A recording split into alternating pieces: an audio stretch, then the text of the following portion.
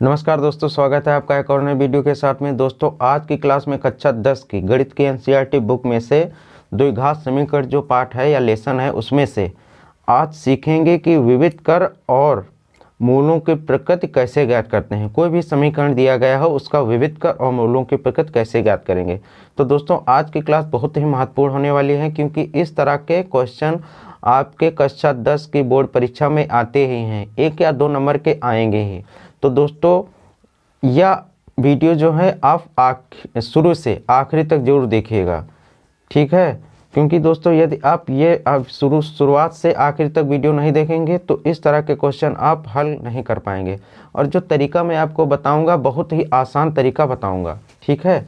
तो यदि आप चैनल पर नए हैं तो चैनल को सब्सक्राइब करके बेल आइकन दबा दीजिएगा, जिससे कि लेटेस्ट वीडियो की जानकारी आपको समय समय पर मिलती रहे। तो आइए आज की क्लास शुरू करते हैं।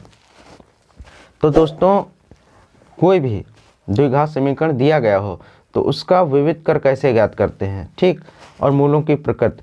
तो दोस्तों आइए, जैसे कि यहाँ पर पहले समझते हैं कि विविध कर। दोस्तों, विविध कर जो होता है इसको डी जो यहाँ पर दिया गया है इसको इंग्लिश में क्या कहते हैं, डिस्क्रिमिनेंट भी कहते हैं, ठीक।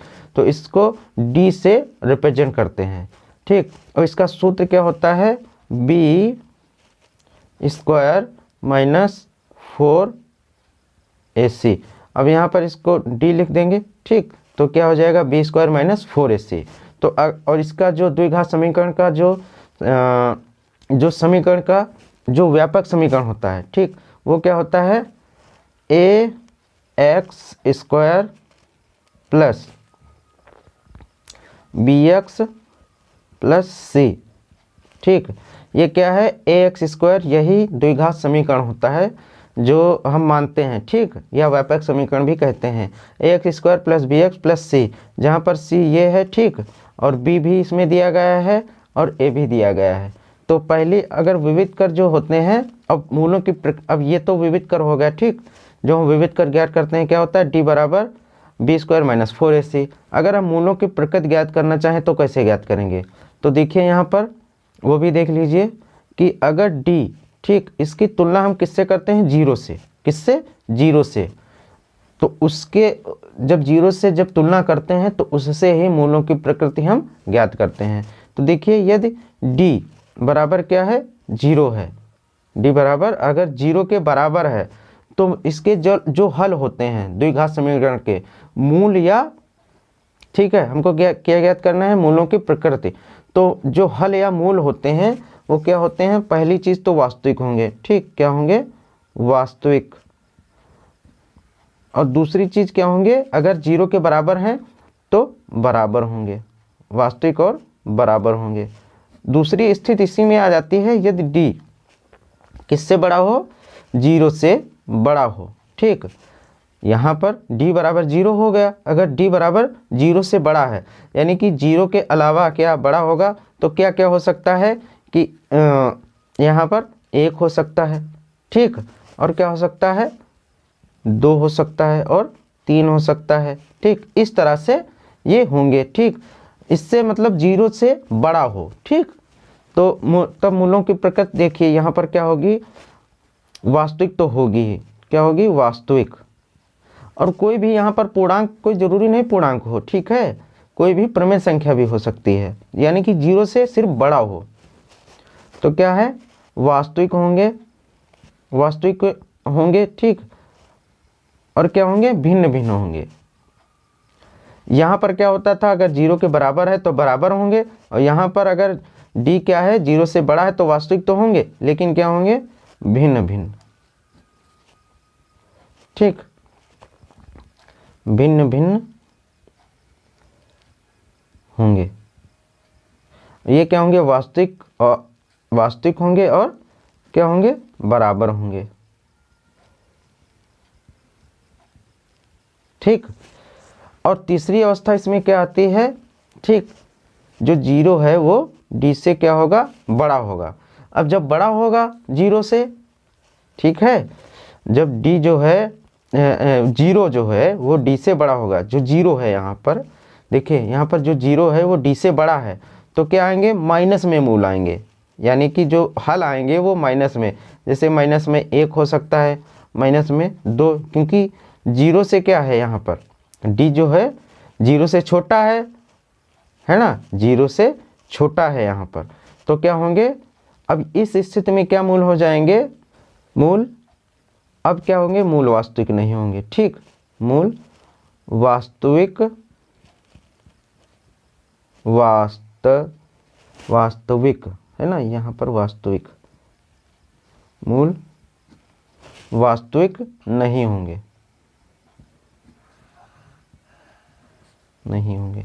ठीक, यदि यहाँ पर 0 जो है बड़ा है d से, 0 बड़ा है d से या d छोटा है 0 से, तब क्या होंगे, मूल जो हल होंगे वो वास्तविक नहीं होंगे। ठीक, तो अब चलिए निकालते हैं, कैसे क्या हम निकालेंगे वो निकालते हैं। ठीक, तो अब देखिए कोई समीकरण हम यहाँ पर लेते हैं जिससे कि हम मूल ज्ञात करते हैं और विविध कर भी ज्ञात करते हैं। ठीक, तो देखिए यहाँ पर जैसे समीकरण हमने लिया है 3x² प्लस 2x प्लस 1 बराबर 0, ये आपका समीकरण हो गया। अब इसमें देखिए, अब इसकी तुलना करते हैं किससे, ax² प्लस bx और प्लस c बराबर 0 से। ठीक, तो यहाँ पर a किसके 3 के बराबर हो जाएगा, यानी कि a बराबर कितना 3, और b कितना हो जाएगा 2 है, यहाँ पर देखो x भी दिया, b कितना हो जाएगा 2, और यहाँ पर c कितना हो जाएगा बराबर 1। ठीक, बराबर 1। अब देखिए विविध कर का सूत्र क्या होता है, d बराबर b² माइनस 4ac होता है। ठीक, तो अब इसमें कैसे क्या करेंगे, देखिए b तो हमारा दिया गया है कितना 2, तो इसकी जगह पर कितना लिखेंगे 2 का ये क्या हो जाएगा स्क्वायर, माइनस 4 गुणे a कितना दिया गया है 3 और c कितना है 1, तो ये क्या हो जाएगा, ये d बराबर होगा। ठीक, d बराबर कितना हो जाएगा, 2 दूनी 4 माइनस 4 3 12 आ गया। अब देखिए यहाँ पर d बराबर क्या हो जाएगा, 12 में से 4 गया। अब देखिए यहाँ पर क्या आ रहा है, माइनस का 8 आ रहा है, माइनस का 8 आ रहा है। 12 में से 4 घटाएंगे तो ज़्यादा किसका है, माइनस का है, तो माइनस का 8 हो गया। तो अगर तुलना करेंगे 0 से, तो देखिए यहाँ पर d है ना, d छोटा होगा किससे, 0 से भी छोटा होगा। ठीक, 0 से छोटा होगा। तो यहाँ पर अगर मूलों की प्रकृति ज्ञात करें तो मूलों की प्रकृति क्या होगी, मूलों की प्रकृति क्या होंगी, मूल वास्तविक नहीं होंगे। देखो यहाँ पर हमने क्या बताया था कि d अगर 0 ये कंडीशन आ जाए तो मूल वास्तविक नहीं होंगे। तो यहाँ पर क्या लिखेंगे हम कि इस समीकरण के इस, या लिख लेते हैं द्विघात। ठीक, इस द्विघात समीकरण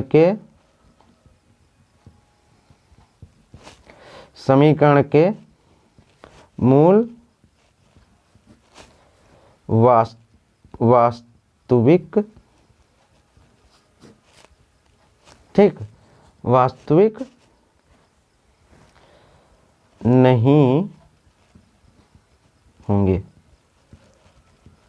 ठीक, इस तरह से कोई भी समीकरण दिया गया हो तो उसके हम मूल वास्तविक हैं या नहीं है हम ज्ञात कर सकते हैं, और t बराबर भी जो विविध कर होता है वो हम ज्ञात कर लेते हैं। तो आइए अगला भी सवाल यहाँ पर और समझा देते हैं। x² माइनस 5x, ठीक, और माइनस 7 बराबर 0।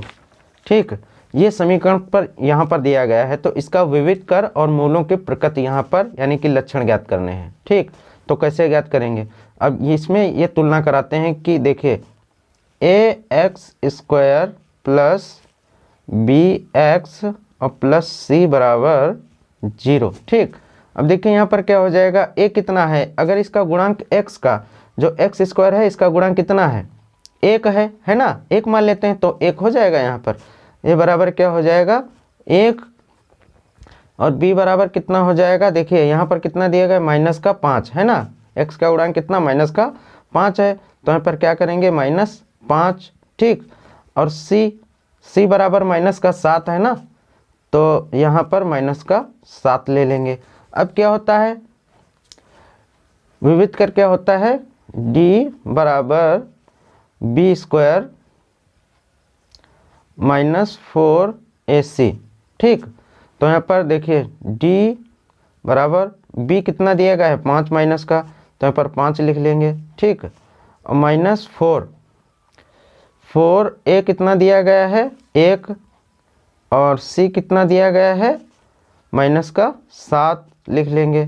तो ये कितना हो जाएगा 55, ठीक। ये 55 -7 चौक, अब देखिए ये माइनस और माइनस हो जाएगा प्लस, और ये 7 चौक 28, ठीक। यदि इनको जोड़ेंगे तो 8 पंच 13 के 3, 2 2 4 1 5, यानी कि d बराबर क्या आ गया, d बराबर क्या आ गया, देखिए d बराबर आ गया 53।